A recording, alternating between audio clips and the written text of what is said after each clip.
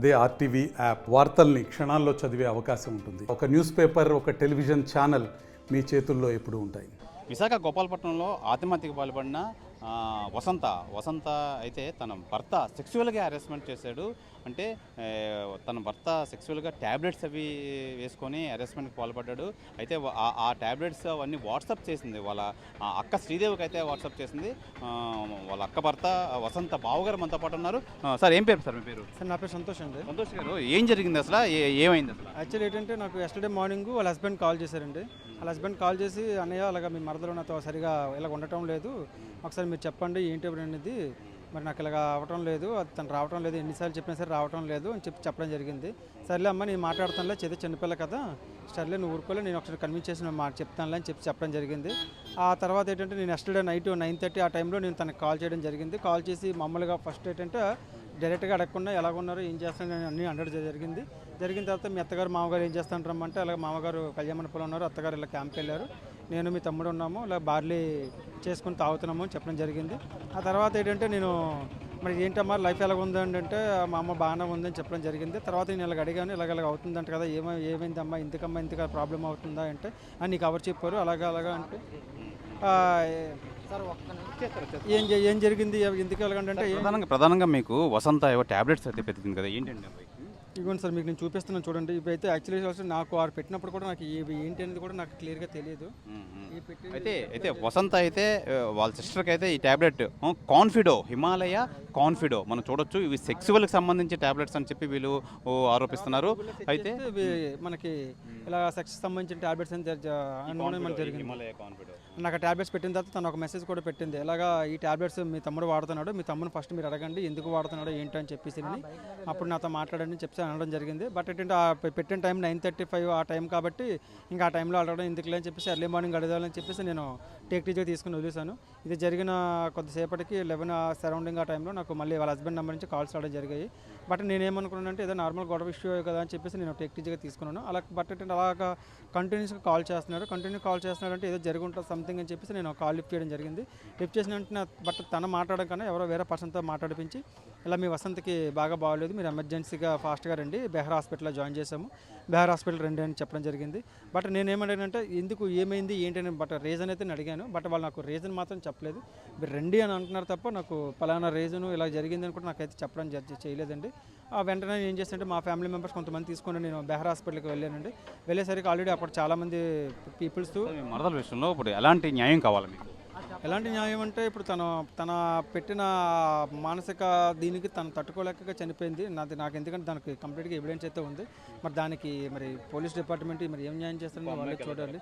అది ఎందుకంటే ఇప్పుడు ఏదో ఎవరైనా ఆడపిల్లండి, మనదైన ఆడపిల్ల ఇంకా అదైనా ఆడపిల్ల. ఇప్పుడు తన ఇది జరిగింది, తను ఇంకొక మ్యారేజ్ చేసుకోకుండా ఉండలేడు కదా అబ్బాయి కాబట్టి, కంపల్సరీగా నాకు తెలిసి సెకండ్ ఒపీనియన్ తీసుకుంటాడు రేపొద్దున్న. ఎందుకంటే దీనికి అటాచ్ అయిన వాడు రేపొద్దున్న ఇంకొక అమ్మాయి వచ్చిన తర్వాత అమ్మాయి లైఫ్ కూడా ఇలా స్పాయిల్ అవుతుందని ఎవరో గ్యారంటీకి చెప్పలేం కదా. ఎందుకంటే ఇది డ్రగ్ అనేది ఒక పర్సన్ ఒకసారి అటెండ్ అయిందంటే మాత్రం ఇంకా కంటిన్యూగా దానికి అతను ఇది అయిపోతుంటాడు. కాబట్టి ఇంకొక అమ్మాయికి ఇలా జరగకూడదు కాబట్టి నేను ఇది చెప్తున్నాను. ఎందుకంటే ఈ రోజు మా తాలూకు కాబట్టి అయిపోయింది, రేపొద్దున ఇంకొక అమ్మాయి ఆడపిల్లలు జరగకూడదు కాబట్టి ఏదో న్యాయం చేస్తారో పోలీస్ డిపార్ట్మెంట్, మీ మీడియా అందరూ కోఆపరేట్ చేసి మాకు తగిన న్యాయం చేయాలని నేను మనస్ఫూర్తిగా కోరుకుంటున్నాను. అయితే ఈ వసంత ఎవరైతే ఉన్నారో వసంత భర్త అయితే ఈ కాన్ఫిడో, హిమాలయ కాన్ఫిడో అనే ట్యాబ్లెట్స్ అయితే వాడుతున్నారు తరచుగా. అలాగే నన్ను సెక్స్ విషయంలో అయితే ఇబ్బంది పెడుతున్నారని చెప్పి వాళ్ళ సిస్టర్ కానీ వాళ్ళ అక్క కానీ వాళ్ళ బావగారు కానీ అయితే వాట్సాప్ రాత్రి 9:30కి అయితే వాట్సాప్ అయితే చేయడం అయితే జరిగింది. అయితే 10:30, 11కి అయితే తనకు బాగోలేదని చెప్పి ఫోన్ రావడంతో గోపాలపట్నం బెహ్రా హాస్పిటల్కి వెళ్ళడంతో తను చాలించిందని చెప్పి మేమంతా ఆశ్చర్యానికి గురయ్యాం. నిజంగా ఈ విషయంలో మా అమ్మాయికి జరిగినట్టు ఇంకో అమ్మాయికి ఎవరికీ జరగకుండా న్యాయం అయితే చేయాలి. ఒక అమ్మాయి ఎవరు ఎలాంటి ఇబ్బంది పడకుండా జాగ్రత్త పడాలి. అలాగే ఆ నిందితుడిని కఠినంగా శిక్షించాలని చెప్పి ఈ కుటుంబ సభ్యులు అయితే ఆరోపిస్తున్నారు. శివరామకృష్ణ ఆర్టీవీ విశాఖపట్నం నుంచి. గోపాలపట్నంలో భర్త హెరాస్మెంట్ తట్టుకోలేక ఆత్మహత్య చేసుకున్న వసంత సిస్టర్ అయితే ఉన్నారు మనతో పాటు. సిస్టర్ శ్రీదేవి అయితే ఉన్నారు. అమ్మ అసలు ఏం జరిగింది? ఇది ఆత్మహత్య ఏం చెప్తారు? సెక్సువల్ హెరాస్మెంట్ ఎక్కువ, అందువల్ల తను మాకు చెప్పేవాడు, ఇలా రానివ్వట్లేదు చేయనివ్వట్లేదు అని చెప్పేవాడు. అలాగని చెప్పేసి నిన్న మార్నింగ్ 1 వీక్ ముందు నాకు చెప్పాడు, నిన్న ఎర్లీ మార్నింగ్ మా ఆయనకి చెప్పాడు. నైట్ మళ్ళీ మేమే ఫోన్ చేసాం, ఎందుకమ్మా అలా ఉంటున్నావు చేస్తున్నావు అంటే అమ్మాయి మా ఫోన్ కట్ చేసేసి మాకు ట్యాబ్లెట్లు పెట్టింది. ట్యాబ్లెట్లు పెట్టి ఈ ట్యాబ్లెట్లు ఎందుకు వాడుతున్నాడో కనుక్కోండి, అప్పుడు నన్ను ప్రశ్నించండి అనేసి ఒక 2-3 సార్లు మా ఇంటికి వచ్చేసింది కానీ మిడిల్ క్లాస్ వాళ్ళం కదా, నచ్చ చెప్పి పంపించాం. మాకు అప్పటి వరకు తెలియదు ఇలాంటి హెరాస్మెంట్ అని. ఏదో అత్త అంటుంది తల్లి కొడుకు పెళ్ళవగానే మన మాట వినరు కదా అన్నట్టు, ఎలాగో ఉండమ్మా మనది మిడిల్ క్లాస్ ఫ్యామిలీ కదా, మళ్ళీ భరించి ఉంటే తర్వాత బాగుంటాయి మన లైఫ్లు అన్నట్టు చెప్తే మా మాట విని వచ్చినప్పుడల్లా వెళ్ళిపోయేది. అలాగనే ఈసారి కూడా పంపించాము. తను 1 వీక్ ముందు నాకు ఫోన్ చేసి చెప్పారు, నిన్న ఎర్లీ మార్నింగ్ మా ఆయనకి చెప్పారు. మా పిన్ని గారికి డైలీగా చెప్పేవాడంట, మీ పాప ఇలా చేస్తుంది అలా చేస్తుందని.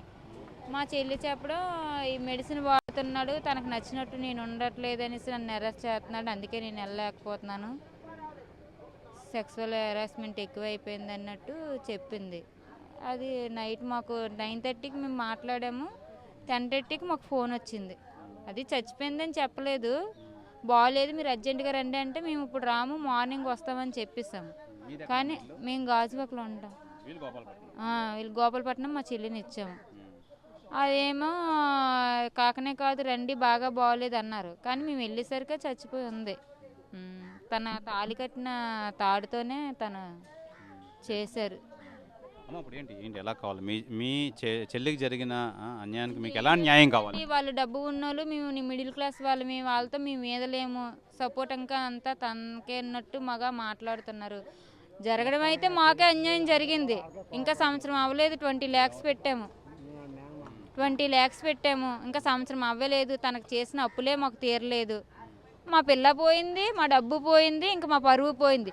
ఇప్పుడు తనంటూ రాత్రి ట్యాబ్లెట్లు పెట్టింది కాబట్టి తన నిర్దోషం తేలింది, బాగా ఉందని తేలింది. అదే తన ట్యాబ్లెట్లు పెట్టకపోతే తన మాటలు మేము నమ్మము, మీరు చూసే జనాలు నమ్మరు. ఆ ట్యాబ్లెట్లు పెట్టడం వల్ల ఇప్పుడు అది మంచిది, తను హెరాస్మెంట్ చేసాడని నమ్ముతున్నాం కదా, రుజువు ఉంది. ఆ ట్యాబ్లెట్లు పెట్టకపోతే ఎవ్వరమే నమ్మము, మేము నమ్మకపోదుము.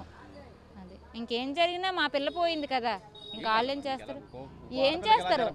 మా పిల్ల ఎంత బాధపడిందో ఆ బాధలన్నీ ఆ పిల్లడికి పడాలి, మరి అంతకు మించి మేమేం చేయలేము.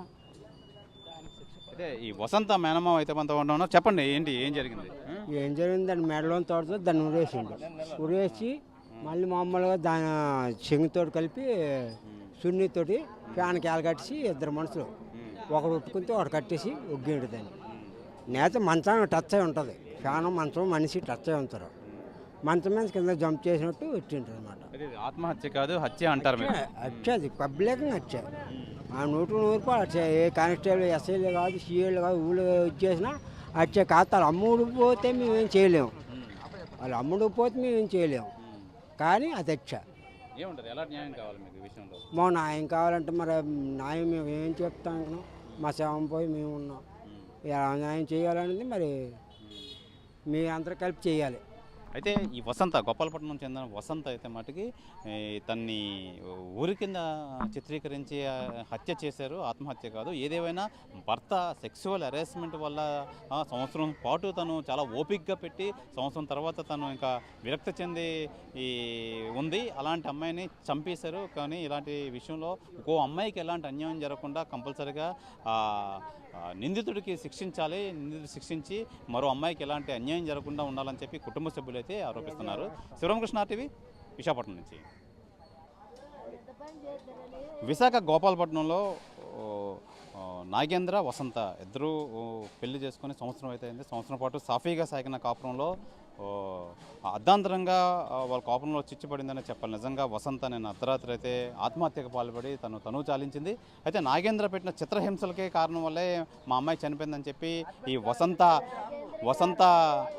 తల్లిదండ్రులు అయితే చెప్తున్నారు. అయితే ఆత్మహత్య కాదు, నిజంగా నాగేంద్ర కావాలనే చంపారని చెప్పి ఈ బంధువులు కానీ తల్లి కానీ ఆరోపిస్తున్నారు. మనతో పాటు వసంత తల్లి అయితే ఉన్నారు. అమ్మ చెప్పండి, ఏం జరిగిందమ్మా? చంపినాడు నాయనా, అదేం చేసినాడు నాయనా, ఏ ట్యాబ్లెట్లు ఆ సెక్స్ గురించి ఓడుతాడట. ఆ ట్యాబ్లెట్ల వల్ల నా కూతురిని భూదేవతకి ఇచ్చినాడు. అడి ఎంత పని చేసినాడు, నేనేం చేస్తున్నావు, నా కూతురు చెప్పింది. అలాగే నమ్మ మగోళ్ళు కాదేటమ్మాలే మారుతారు అన్నను. అడియాక ఇంక మార్చిండు. అలా మరిది నాకు వార్నింగ్ ఇచ్చినాడు. ఈసారి మీ ఎమ్మలిగొద్దు మా ఇంటికి రాదన్నాడు. అడి పైలాగానికి అడి పంపించేసినాడు. నా కడుపు కోసేసి నన్ను బుగ్గు పాలు చేశాడు. నా కూతురు నేను బంగారం బొమ్మలాగా నేను పెంచి నానయ్యో. అయితే ప్రధానంగా మనం చూసుకోవచ్చు ఈ వసంత అయితే మేనమామ అయితే ఉన్నారు. అసలు ఏం జరిగిందో అడిగి తెలుసుకునే ప్రయత్నం అయితే చేద్దాం. సార్ చెప్పండి, అసలు ఏం జరిగింది అసలు? వాళ్ళ ఫ్యామిలీ ఇష్యూ అండి, అరేంజ్మెంట్ అంతే. Only arrangement, only medicine. ఆయన ట్యాబ్లెట్ వేసుకుంటే అది కూడా పోలీస్ వారికి ఇచ్చాం మెడిసిన్. అది దేనివల్ల ఓడుతుండో ఏంటనేది సెక్స్ వల్ల ఓడుతుండని యూట్యూబ్ చూసి అరేంజ్మెంట్ చేస్తే ఏడాదైనా 4-5 సార్లు మన భార్య దగ్గర పడుకుంటాం, మనం పడుకుంటాం. అలాగా కంటిన్యూగా నైట్ అంతా ఉంటే ఉండొచ్చు, ఉండకపోవచ్చు. ఒక్కో రోజు ఒక్కోలాగా ఉంటుంది. దానివల్ల అరేంజ్మెంట్ చేసి ఆ రోజు అవ్వకపోవచ్చు. 3 రోజులు గ్యాప్ ఉంటుంది. ఆ 3 రోజులు కూడా ఇబ్బంది పెడితే ఆ ఇబ్బంది పెట్టి వల్లే అలా జరిగిందని మేము అనుకుంటాను. అమ్మాయి ఏమైనా తెలియజేసిందా అసలు ఇలా చేస్తున్నారని? చెప్పింది చెప్తే అమ్మ సరి చెప్తాంలే అని చెప్పాం పెద్దలుగా చెప్పాం. దానికి ఏంటంటే మరి ముసలోడు ఏం కాదు కదా, ఇంకా పాప ముసలిది ఏం కాదు కదా. ఆ కోరికలు ఉంటాయి. కాకపోతే యూట్యూబ్లో చూసి ఆ ట్యాబ్లెట్లు వేసుకొని ఆ పిల్లని అలాగే అరేంజ్మెంట్ చేస్తుంటే మాకు 4 పిల్లలకి ఒకటే దిక్కది. 4 పిల్లలకు చిలకలాడ పిల్ల దాన్ని అనవసరంగా 21 సంవత్సరంకే పెళ్లి చేస్తాం. అది పని చేస్తారు. ఏదో కొద్దిగా వాళ్ళకి భూములు ఉన్నాయి. మేము అంచుమించి 20 లక్షల దగ్గర ఇచ్చాం. భూమి అమ్మిస్తాం. ఉనికాడ భూమి అది కూలి పని చేస్తారు. ఫాదరు మదరు కూలి పని. 2 ఆడపిల్లలు మా చెల్లికి. ఒక పిల్లలకి పెళ్లి చేసి వాళ్ళు సక్రమంగా ఉన్నారు. ఈ 11 నెలలు ఇలాంటి వార్త తింటాం కదా. మా అంటే మా 40 ఇళ్ళకి అది గాలిలాంటి పిల్ల. ఆ పిల్ల పోయింది.